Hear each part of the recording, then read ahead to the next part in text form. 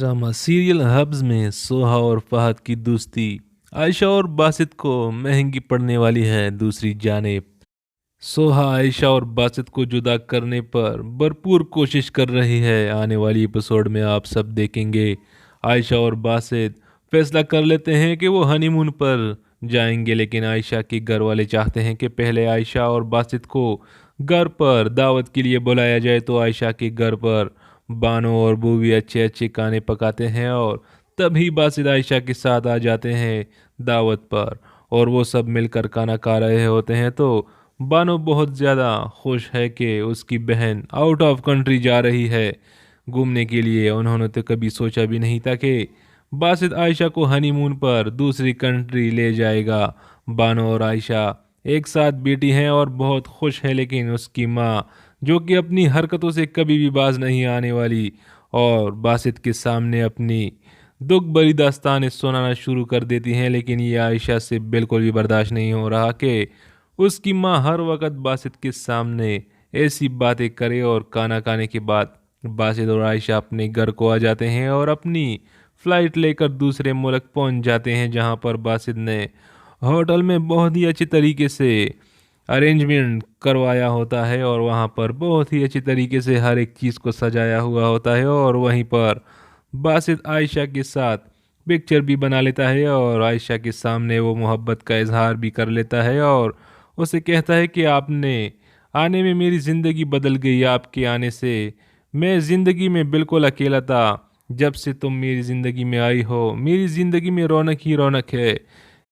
मैं यही चाहता था कि आपके साथ अकेला वक्त गुजारूं, जहां पर सिर्फ तुम और मैं। आयशा को जैसे ही वहां लाया जाता है और ये सारा कुछ देख लेती है तो वो बहुत ज़्यादा हैरान रह जाती है और सोचती है कि बासित इतनी ज़्यादा मोहब्बत करता है उसके साथ। और तब बासित उसे कहता है कि अपनी आंखें बंद करो, मैं आपको सरप्राइज़ देना चाहता हूँ। और फिर बासित उसके गले में चैन पहना देता है तो आयशा को वो बहुत पसंद आता है और आयशा बहुत ज़्यादा खुश हो जाती है और वो सोचती है कि मैंने बासित के ऊपर जो शक किया वो बिल्कुल गलत था। यूं एक दूसरे के साथ बहुत खुश होते हैं। दूसरी जानिब बासित ने अपने ऑफिस का सारा हैंड और सोहा को दिया होता है।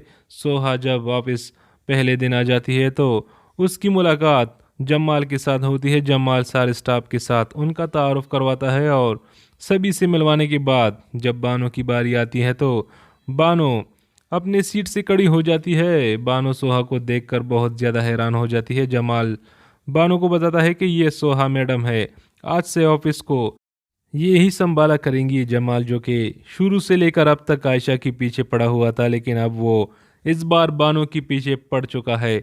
जमाल कहता है कि ये आयशा की बहन है। बानो तो सोहा कहती है कि ओ आई सी, तो आप हैं आयशा की बहन। ये बातें करने के बाद वो अपने कमरे में जाती है और जमाल को कहती है कि तुम मेरे ऑफिस आ जाओ। जमाल जब सोहा के ऑफिस में जाता है तो वो सारी की सारी बातें सोहा को बताएगा और कहेगा कि आयशा मैडम भी इसी ऑफिस में काम आया करती थी और वक्त के साथ साथ उसका ज़्यादातर वक्त बासित के साथ ही गुजरता था। सोहा को ये सारी बातें बहुत मुतासिर करती हैं और जमाल कहता है कि ये बानो है, बासित साहब की साली। इनको अभी अभी ये जॉब मिली है और इनके हालात कुछ ठीक नहीं है। पहले आयशा यहाँ पर जॉब करती थी। और जमाल कहता है कि बासित सर अपनी वाइफ के साथ हनीमून पर गए हैं, वो किसी बिजनेस ट्रिप पर नहीं गए हुए। ये बातें सुनने के बाद सोहा बहुत गुस्सा हो जाती है, क्योंकि बासित ने सोहा को कहा था कि वो बिजनेस ट्रिप पर जा रहे हैं।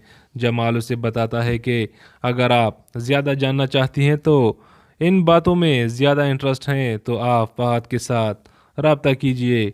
और फिर सोहा फहद के साथ भी रब्ता करेगी और कॉल करके उसे कहती है कि फहद मुझे आपसे मिलना है। और वो फहद को बुला लेती है और उसके साथ मुलाकात भी करेगी, क्योंकि वो तो इस बार बासित को आयशा से जुदा करने पर तुली हुई है। इस बार वो दोनों के अंदर गलत फहमियाँ करवा रही हैं।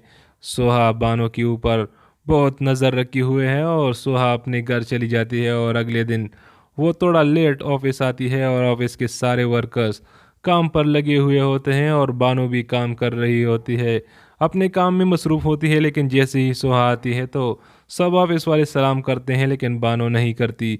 और इस पर सोहा कहती है कि लगता है आप में सेंस नहीं है, ऑफिस के कुछ मैनर्स भी होते हैं। उनमें से एक यह है कि सीनियर्स को सलाम करना। और फिर बानो कड़ी हो जाती है और बहुत ज़्यादा हैरान हो जाती है कि सोहा इसके साथ क्यों इस तरह से कर रही है। लेकिन बानो को भी समझ आ जाएगी कि वो अब बासित को हासिल करना चाहती है और उसी हसद में मुझसे भी नफरत कर रही है। और जब आयशा आएगी तो बानो उसे ये सारी बातें बताएगी, लेकिन आयशा ये सुनने की तो उससे बिल्कुल भी बर्दाश्त नहीं होगा। दूसरी जानिब फहद भी आखिरकार सोहा के साथ मुलाकात करने के लिए आ जाता है। वो साहिल के किनारे पर एक दूसरे के साथ बैठे हुए होते हैं। यहाँ पर सोहा फहद से पूछती है कि ये बासित और आयशा के दरमियान क्या चक्कर है। दोनों का मैच भी मुझे कुछ समझ नहीं आ रहा। बासित बिल्कुल अलग टाइप का है और आयशा एक अलग सोच रखने वाली है। इन दोनों की सोच भी एक दूसरे के साथ नहीं मिलती। उन दोनों ने एक दूसरे के साथ शादी क्यों की अगर वो दोनों एक दूसरे के साथ खुश नहीं है। यहाँ पर फहद भी अपने दिल का बड़ास निकाल देता है। फहद कहता है कि आयशा भाभी और बासित के दरमियान एक डील हुई थी और मुझे बस सिर्फ यही पता है और ज़्यादा मैं कुछ नहीं जानता।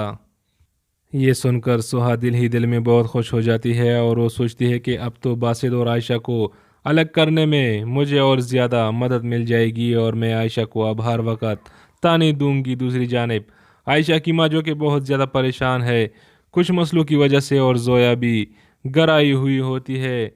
जोया जो कि किसी को भी माफ़ नहीं करती, अपनी माँ से भी पैसे चुरा लेती है। जब उसकी माँ पैसे काउंट करती है तो उसमें कुछ पैसे कम हुए होते हैं तो उसको वहीं पर चक्कर आ जाता है और वो वहीं पर बेहोश होकर गिर जाती है। जोया भी अपने घर आ जाती है और इस बार उसकी माँ ने झूठ बोलकर उसे इस घर में बेच दिया। लेकिन आमिर की माँ जोया को कभी भी एक्सेप्ट नहीं करेगी, जो कि प्रेगनेंसी का बहाना बनाकर इस घर में रहना शुरू हो चुकी है। और जब डॉक्टर इसका चेकअप करेगा तो इसका झूठ पकड़ा जाएगा।